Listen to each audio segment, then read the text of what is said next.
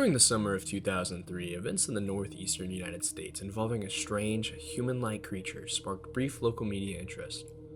Before an apparent blackout was enacted, little or no information was left intact, as most online and written accounts of the creature were mysteriously destroyed.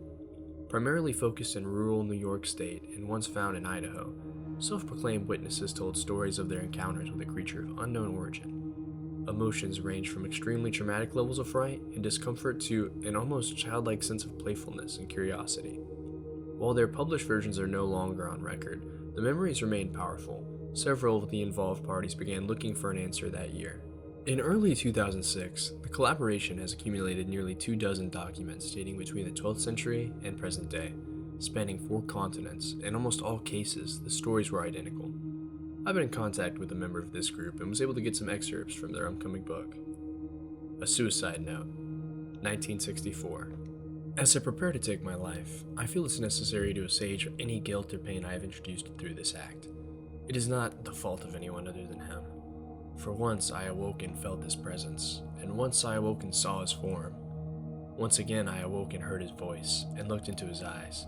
I cannot sleep without fear of what I might next wake to experience. I cannot ever wake up. Goodbye.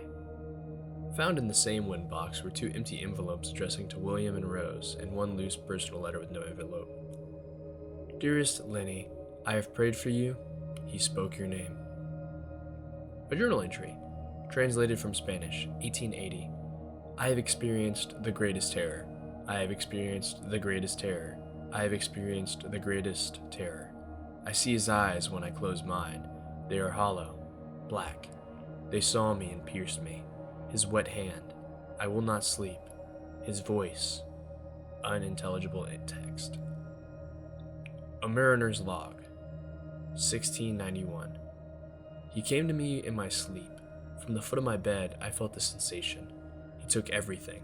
We must return to England. We shall not return here again at the request of the Rake. From a Witness, 2006. 3 years ago, I had just returned from a trip from Niagara Falls with my family for the 4th of July.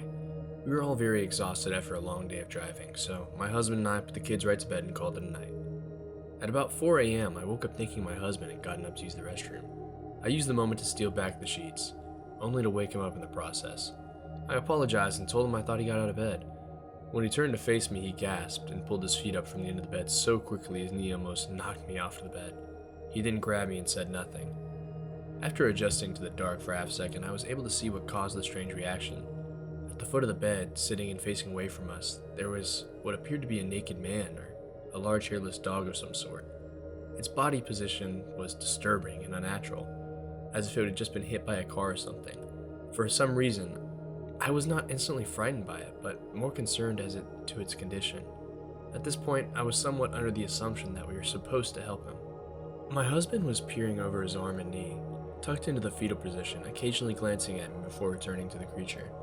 In a flurry of motion, the creature scrambled around the side of the bed and then crawled quickly into a flailing sort of motion right along the bed, until it was less than a foot from my husband's face. The creature was completely silent for about 30 seconds, or probably closer to 5. It just seemed like a while, just looking at my husband. The creature then placed his hands on his knee and ran to the hallway leading to the kids' rooms. I screamed and ran for the light switch, planning to stop him before he hurt my children. When I got to the hallway, the light from the bedroom was enough to see it crouching and hunched over about 20 feet. He turned around and looked directly at me, covered in blood. I flipped the switch on the wall and saw my daughter, Clara. The creature ran down the stairs when my husband and I rushed to help our daughter. She was very badly injured and spoke only once more in her short life. She said, "He is the Rake." My husband drove his car into the lake that night while rushing our daughter to the hospital. They did not survive. Being a small town, news got around pretty quickly. The police were helpful at first, and the local newspaper took a lot of interest as well. However, the story was never published, and the local television news never followed up either. For several months, my son Justin and I stayed in a hotel near my parents' house. After we decided to return home, I began looking for answers myself. I eventually located a man in the next town over who had a similar story. We got in contact and began talking about our experiences. He knew of 2 other people in New York who had seen the creature we now refer to as the Rake. It took the 4 of us about 2 solid years of hunting on the internet and writing letters to come up with a small collection of what we believed were accounts of the Rake. None of them gave any details. history, or follow-up. One journal had an entry involving the creature in its first 3 pages and never mentioned it again. The ship's log explained nothing of the encounter, saying only they were told to leave by the Rake. That was the last entry in the log. There were, however, many instances where the creature's visit was one of a series of visits with the same person. Multiple people also mentioned being spoken to, my daughter included. This led us to wonder if the Rake had visited any of us before our last encounter.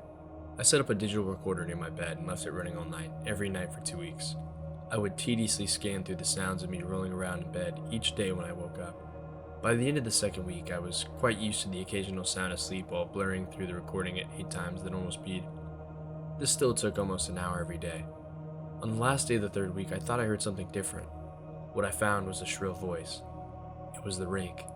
I can't listen to it long enough to even begin to transcribe it. I haven't let anyone else listen to it yet. All I know is that I've heard it before, and now I believe that it spoke when it was sitting in front of my husband. I don't remember hearing anything at the time, but for some reason, the voice on the recorder immediately brings me back to that moment. The thoughts that must have been going through my daughter's head make me very upset. I have not seen the Rake since he ruined my life, but I know he has been in my room while I slept. I know in fear that one day, I'll wake up to seeing him staring at me.